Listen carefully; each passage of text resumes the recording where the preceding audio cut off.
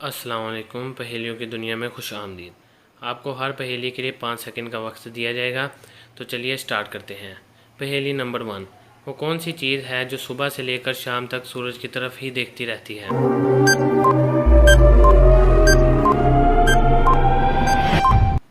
جواب ہے سورج مکھی کا پھول۔ پہیلی نمبر 2، وہ کون سی چیز ہے جس کے پھٹنے پر آواز نہیں آتی؟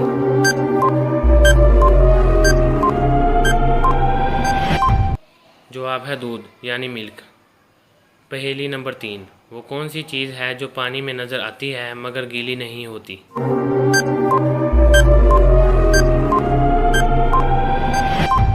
جواب ہے عکس یعنی ریفلیکشن۔ پہیلی نمبر 4، وہ کون سی چیز ہے جسے صرف آپ دیکھ سکتے ہیں اور کوئی شخص نہیں دیکھ سکتا؟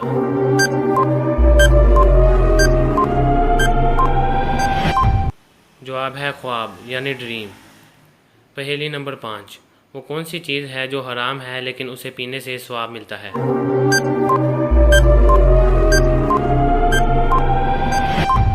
جواب ہے غصہ یعنی اینجر۔